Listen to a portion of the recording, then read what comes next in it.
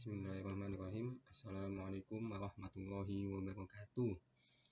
Nama saya Farel Muhammad dari kelas KPI 3B. Di sini saya akan membuat video tugas UAS untuk mata kuliah pengantar tafsir. Bismillahirrahmanirrahim. Alhamdulillahirrahmanirrahim. Allahumma sholli ala sayyidina Muhammad wa ala ali sayyidina Muhammad. Pertama-tama, apa itu pengertian dari kata takdim? Kata takdim itu berakar dari kata qaddama yang berarti mendahului, menyegerakan. Lalu kemudian kata qaddama mengalami perubahan wazan atau bisa disebut juga afiksasi dengan menambahkan satu huruf pada ain fi'il dengan cara mentasydidkannya sehingga mengalami transformasi makna. Dari makna mendahului atau menyegerakan menjadi mendahulukan, mendatangkan, memilih, atau lebih menyukai. Sedangkan kata takhir berakar dari kata akhar, merupakan antonim dari kata taqdim. Kata juga mengalami afikasi dengan menambahkan satu huruf pada ain fiilnya, sehingga menjadi akhara, yang berarti penundaan, penangguhan, dan perlambatan. Maka kata takdim dan takhir keduanya adalah berasal dari kata kerja yang dibendakan atau masdar. Selanjutnya, dalam terminologi atau ilmu balaghah, takdim dan takhir lebih terkonsentrasi pada ketinggian uslub atau gaya bahasa yang berpengaruh besar pada keindahan rasa bahasa dengan menampilkan bahasa dalam bentuk makna yang sempurna sesuai situasi ataupun kondisi. Olehnya itu, ia merupakan seni bahasa yang paling unggul dalam menyikapi perasaan jiwa dan mengukur kedalamannya.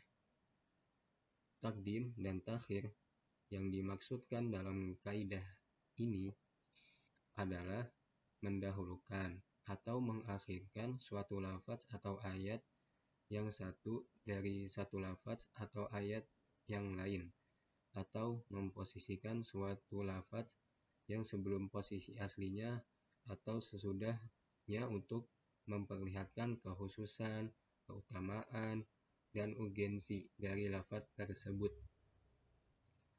Lalu di sini saya akan menyebutkan fungsi-fungsi dari takdim dan takhir. Di sini saya akan menyebutkan 6 fungsinya. Yang pertama yaitu ada menghindari kesalahpahaman, memberi makna pengkhususan, menunjukkan betapa penting yang harus didulukan. Lalu yang keempat ada penekanan. Lalu yang kelima itu ada mengundang rasa takut. Dan yang terakhir ada keindahan nada susunannya. Nah, fungsi yang pertama yaitu menghindari kesalahpahaman. Contoh ayatnya yang saya akan baca adalah waqala rajulun mu'minun min ali fir'auna yaktumu imanahu, pada ayat surat Ghafir ayat 28. Berkata seorang mukmin dari keluarga Fir'aun yang menyembunyikan imannya. Seandainya kalimat Fir'aun, ali Fir'aun atau yang artinya keluarga Fir'aun diletakkan sebelum yaktumu imanahu yang artinya menyembunyikan iman, maka mungkin ada orang yang memahami ayat itu dalam arti yang bersangkutan, menyembunyikan imannya dari keluarga Fir'aun saja. Sedangkan apa yang dimaksud di sini adalah menyembunyikannya dari siapapun, bukan dari keluarga Fir'aun. Lalu yang kedua adalah memberi makna pengkhususan. Contoh ayat yang saya akan baca yaitu iyyaka na'budu wa iyyaka nasta'in, yang artinya jika ayat ini diterjemahkan tanpa memperhatikan penempatan objek, hanya sekedar pengetahuan tentang makna kata demi kata, maka bisa saja ada yang menerjemahkannya dengan arti Engkau yang kami sembah dan kepadamu kami memohon pertolongan. Tetapi yang menyadari sebab didahulukan objek pada ayat itu sebagai mengandung makna pengkhususan, maka dia akan menerjemahkannya dengan hanya kepadamu kami beribadah dan hanya kepadamu kami memohon pertolongan, yakni bukan kepada selain Engkau ya Allah.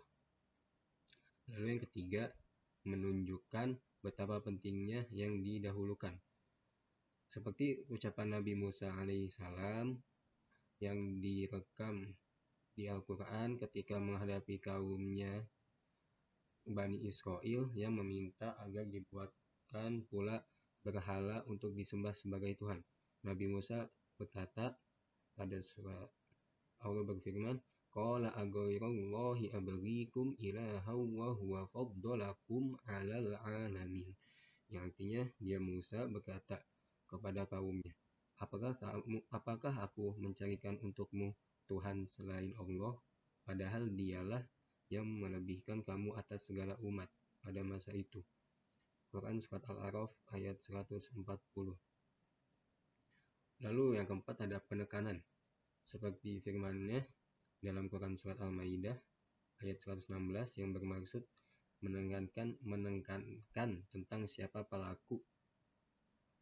Yang ayatnya berbunyi, A'an takul talin nasit takhizuni wa ummiya ilahaini min dunillah. Yang artinya, apakah engkau mengatakan kepada orang-orang, jadikanlah aku dan ibuku sebagai dua Tuhan selain Allah. Lalu yang kelima ada mengundang rasa takut. Seperti firman-Nya, Allah berfirman, wa izal jahimu su'irat, yang artinya apabila neraka jahim dinyalakan, atau sebaliknya untuk mengundang kerinduan seperti lanjutan ayat di atas, wa izal jannatu uzlifat, dan apabila surga didekatkan. Quran Surat At-Takwir. Lalu yang terakhir adalah keindahan nada susunannya. Di sini pada surat Al-Haqqah ayat 30 sampai 32 yang berbunyi, khuzuhu faghulluh summal jahima salluh summa fi silsilatin zar'uha sab'una zira'an fasluquh. Yang artinya, tangkap dia lalu belenggu tangannya ke lehernya, kemudian masukkan dia ke dalam neraka jahim, kemudian belitlah dia dengan rantai yang panjang 70 hasta. Ya, pada sini ayat ujungnya dengan sama, fagullu, sollu, fasluku. Lalu itu saja yang bisa saya sampaikan pada materi kali ini tentang takdim dan takhir. Mohon maaf bila ada kesalahan dan kekurangan dalam penyampaian. Billahi taufiq wal hidayah. Wassalamualaikum warahmatullahi wabarakatuh.